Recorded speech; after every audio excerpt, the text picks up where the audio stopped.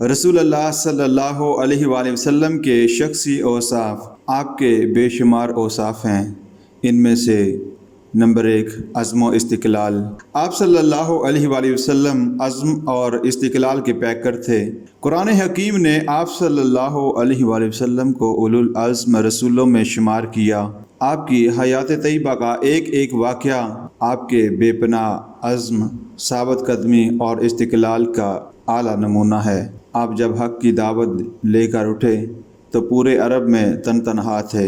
تھوڑے دنوں میں اندازہ ہو گیا کہ عرب کا ذرہ ذرہ آپ صلی اللہ علیہ وآلہ وسلم کی مخالفت میں پہاڑ بن کر سامنے آ رہا ہے، لیکن کبھی کسی موقع پر آپ کے پائے استقلال میں جنبش نہیں ہوئی، اور نہ کبھی آپ صلی اللہ علیہ وآلہ وسلم کو اپنی کامیابی کے بارے میں تذبذب ہوا۔ قریش مکہ جب ہر قسم کی تدبیریں کر کے تھک گئے تو انہوں نے آپ کو توحید کی دعوت سے باز رکھنے کے لیے اقتدار، مال و دولت اور خوبصورت عورتوں کی پیشکش کی۔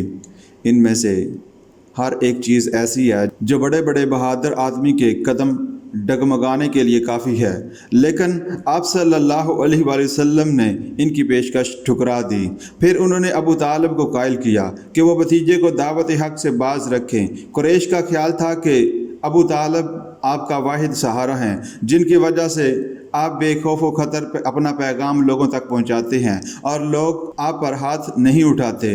اگر یہ سہارا آپ صلی اللہ علیہ وسلم کا ساتھ چھوڑ جائے تو آپ قریش کا مقابلہ نہیں کر سکیں گے اور اپنی تبلیغ سے دستبردار ہو جائیں گے۔ آخر وہ وقت آ گیا کہ چچا ابو طالب نے آپ صلی اللہ علیہ وآلہ وسلم سے کہا، بھتیجے، قریش کی مخالفت بڑھ گئی ہے، مجھ پر اتنا بوجھ نہ ڈال جو میں اٹھا نہ سکوں۔ گویا عزم و استقلال کا آخری ظاہری سہارا بھی ساتھ چھوڑ گیا۔ اس وقت آپ نے چچا کو جو جواب دیا وہ انسانی تاریخ میں عزم کا آخری طریقہ اظہار ہے۔ فرمایا، چچا جان، باخدا، اگر یہ لوگ میرے ایک ہاتھ میں سورج اور دوسرے ہاتھ میں چاند لا کر رکھ دیں تب بھی میں اپنے کام سے باز نہیں آؤں گا۔ اللہ کی قسم، یہ کام پایا تکمیل کو پہنچے گا یا میں اسی کام میں جان قربان کر دوں گا۔ عدل و انصاف۔ عرب میں جاہلی نظام تھا، مختلف قبیلے ایک دوسرے کے جانی دشمن تھے۔ حضور اکرم صلی اللہ علیہ وآلہ وسلم کو تمام قبائل سے معاملات پیش آتے تھے۔ آپ چونکہ پہلی بار اسلامی ریاست کے سربراہ بھی تھے، اس لیے لوگوں کے مقدمات اور جھگڑے بھی آپ صلی اللہ علیہ وآلہ وسلم کے سامنے پیش ہوتے، جن کا آپ کو فیصلہ فرمانا ہوتا۔ ایسے حالات میں جب کہ سینکڑوں قبائل سے آپ کا واسطہ پڑتا جو آپس میں ایک دوسرے کے دشمن تھے، ایک کے موافق فیصلہ کیا جاتا تو دوسرا دشمن بن جاتا۔ ان حالات میں آپ اندازہ کریں کہ رسول اللہ علیہ وآلہ وسلم نے عدل و انصاف کا ایسا معیار قائم فرمایا کہ اس میں اپنے اور بیگانے، دوست اور دشمن کا کوئی امتیاز نہ تھا۔ ایک مرتبہ قریش کے ایک معزز خاندان بنو مخزوم کی ایک عورت نے، جس کا نام فاطمہ تھا، چوری کی۔ خاندان کے لوگوں کو خیال ہوا کہ اگر اسے سزا ہو گئی تو بہت بے عزتی ہوگی۔ حضرت اسامہ بن زید رضی اللہ تعالی عنہ رسول اکرم صلی اللہ علیہ وآلہ وسلم کو بہت پیارے تھے۔ لوگوں نے ان سے کہا کہ وہ سفارش کریں تاکہ فاطمہ سزا سے بچ جائے۔ انہوں نے حضور اکرم صلی اللہ علیہ وآلہ وسلم سے معافی کی درخواست کی تو حضور صلی اللہ علیہ وآلہ وسلم کا چہرہ مبارک غصے سے سرخ ہو گیا اور فرمایا، اسامہ، تم اللہ تعالیٰ کے قانون میں سفارش کرتے ہو؟ پھر آپ صلی اللہ علیہ وآلہ وسلم نے لوگوں کو بلایا اور خطبہ دیا اور فرمایا، تم سے پہلے لوگ اسی بنا پر تباہ ہوئے کہ جب ان میں کوئی عام آدمی جرم کرتا تو اسے سزا دیتے، اور جب کوئی بڑا آدمی گناہ کرتا تو اس سے درگزر کر دیتے۔ اللہ کی قسم، اگر محمد صلی اللہ علیہ وآلہ وسلم کی بیٹی فاطمہ رضی اللہ تعالی عنہا بھی چوری کرتی تو میں اس کے بھی ہاتھ کاٹ دیتا۔ عدل و انصاف کے قیام میں آپ صلی اللہ علیہ وآلہ وسلم مسلم اور غیر مسلم میں کوئی فرق روا نہ رکھتے تھے۔ کئی بار آپ صلی اللہ علیہ وآلہ وسلم نے مسلمانوں کے خلاف اور غیر مسلم کے حق میں فیصلہ دیا۔ جب غیر مسلم حق پر تھا، آپ صلی اللہ علیہ وآلہ وسلم کے عدل و انصاف کا اثر تھا کہ یہودی بھی اپنے مقدمے آپ صلی اللہ علیہ وآلہ وسلم کے پاس لاتے تھے۔ یہود کے دو خاندانوں بنو نذیر اور بنو قریظہ کے درمیان برابری نہیں تھی۔ بنو نذیر اپنے آپ کو برتر سمجھتے تھے۔ بنو قریظہ کا کوئی آدمی اگر بنو نذیر کے کسی آدمی کو قتل کر دیتا تو اسے قصاص میں قتل کر دیا جاتا۔ اگر کوئی نذیری کسی قرضی کو ہلاک کر دیتا تو اس کے خون کی قیمت ادا کی جاتی، جو 100 اونٹوں کے برابر چھہارے مقرر تھی۔ آپ صلی اللہ علیہ وآلہ وسلم نے اس ناانصافی کو ختم کر کے ان میں برابری قائم فرما دی۔ جہاں دوسروں کے ساتھ انصاف کا تعلق ہے یہ کام نسبتاً آسان ہے، زیادہ مشکل یہ ہے کہ آدمی اپنے آپ کو بھی انصاف کے لیے پیش کر دے، اور اگر فیصلہ اپنے خلاف ہو تو اسے خندہ پیشانی سے قبول کرے۔ رسول اکرم صلی اللہ علیہ وآلہ وسلم خود ہمیشہ جواب دہی کے لیے تیار رہتے۔ ایک مرتبہ آپ مال غنیمت تقسیم فرما رہے تھے کہ ایک شخص اپنا حصہ لینے کے لیے آپ پر اتنا جھک گیا کہ آپ کے ہاتھ میں نیزہ تھا، اس سے اس کے چہرے پر خراش آ گئی۔ آپ صلی اللہ علیہ وآلہ وسلم نے فوراً اس سے بدلہ لینے کی پیشکش کی۔ اس نے عرض کیا، یا رسول اللہ صلی اللہ علیہ وآلہ وسلم، میں نے معاف کر دیا۔ آپ نے اپنی آخری بیماری میں عام مجمع میں اعلان فرمایا کہ اگر میرے ذمہ کسی کا قرض ہو، اگر میں نے کسی کی جان، مال و آبرو کو صدمہ پہنچایا ہو تو میری جان، مال اور آبرو حاضر ہے، وہ اپنا مال لے لے۔ مجمع میں سناٹا تھا، صرف ایک شخص نے چند درہم کا دعویٰ کیا جو اسی وقت ادا کر دیے گئے۔ شجاعت و بہادری۔ شجاعت اور بہادری عربوں کا خصوصی وصف تھا۔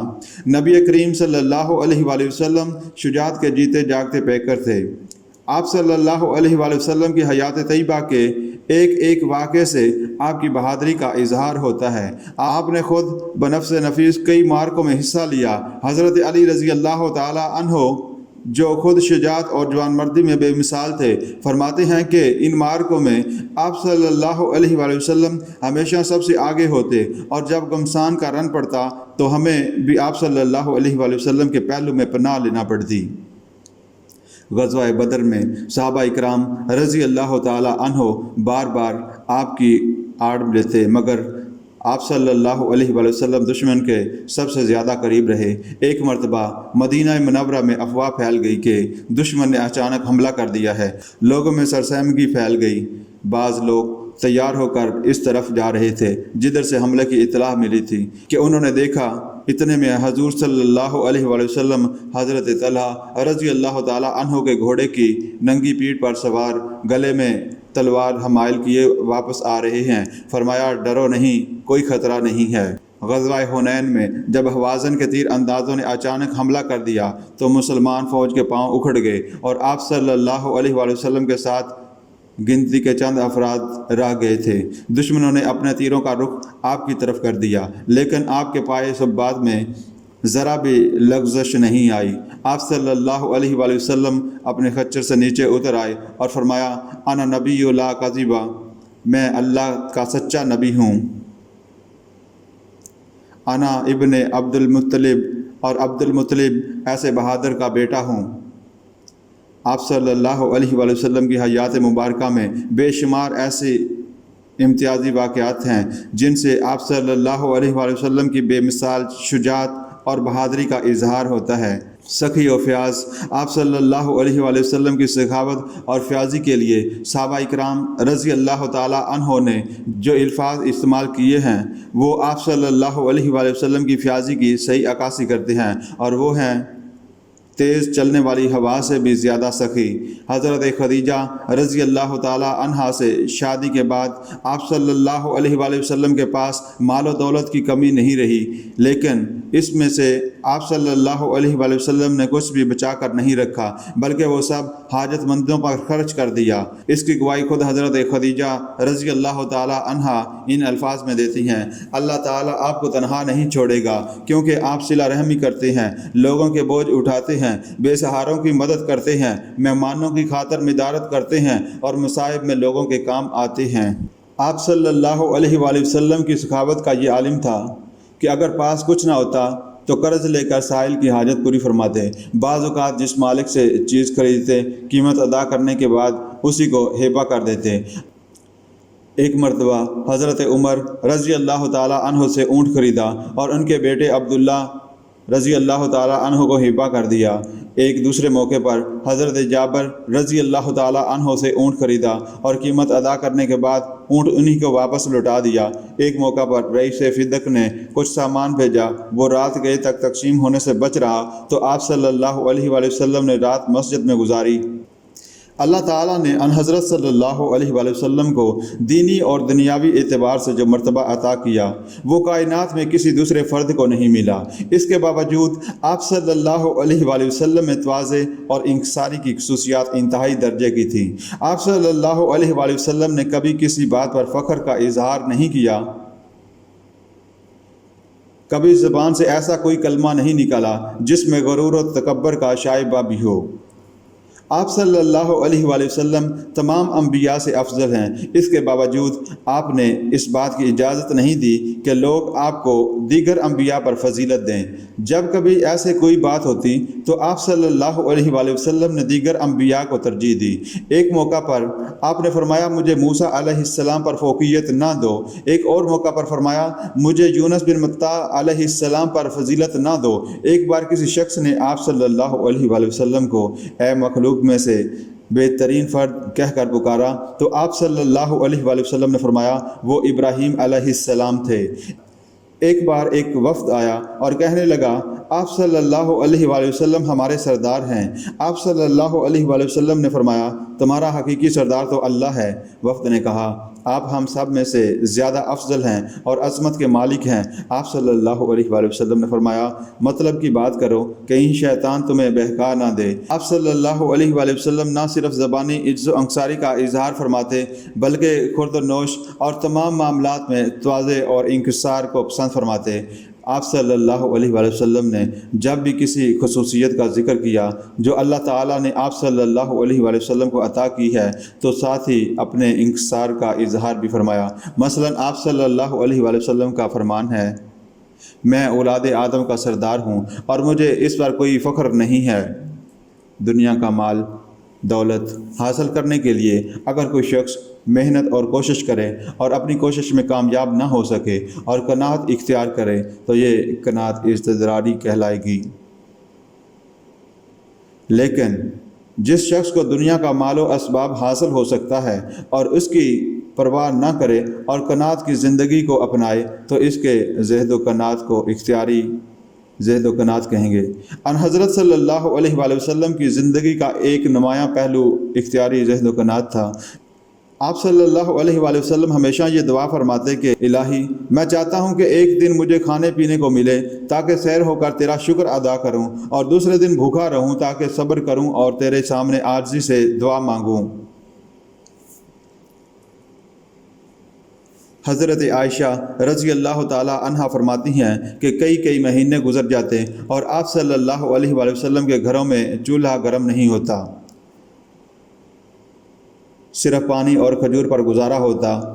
جس زمانے میں فتوحات سے حاصل ہونے والے مال کے مسجد نبوی صلی اللہ علیہ وآلہ وسلم میں ڈھیر لگ جاتے تھے، اس وقت بھی آپ صلی اللہ علیہ وآلہ وسلم کے زہد کی کیفیت یہ تھی کہ حضرت عبداللہ رضی اللہ تعالی عنہ کہتے ہیں کہ آپ صلی اللہ علیہ وآلہ وسلم کھجور کی چٹائی پر آرام فرما رہے تھے اور جسم مبارک پر اس چٹائی کے نشانات پڑ گئے تھے۔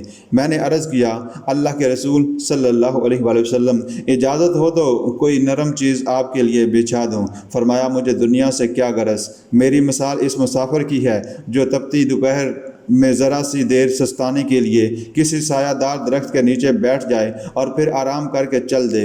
عفت و پاک دامنی، ضبط نفس، خواہشات کے کنٹرول اور اپنے آپ کو حرام سے بچانے کا نام عفت و عصمت ہے۔ حضرت عائشہ رضی اللہ تعالی عنہا فرماتی ہیں کہ آپ صلی اللہ علیہ وآلہ وسلم نے کبھی کسی غیر محرم عورت کو نہیں چھوا۔ صحیح بخاری میں ابو سعید خدری رضی اللہ تعالی عنہ فرماتے ہیں کہ آپ صلی اللہ علیہ وآلہ وسلم پردہ نشین کنواری عورت سے زیادہ شرم و حیا والے تھے۔ حضرت علی رضی اللہ تعالی عنہ سے مروی ہے کہ آپ نے ارشاد فرمایا میں ایسے پاکیزہ نسب لوگوں سے پیدا ہوا ہوں جو حضرت آدم علیہ السلام سے لے کر میرے والدین کریمین تک سب کے سب آپس میں شرعی اور قانونی رشتہ ازدواج میں منسلک تھے۔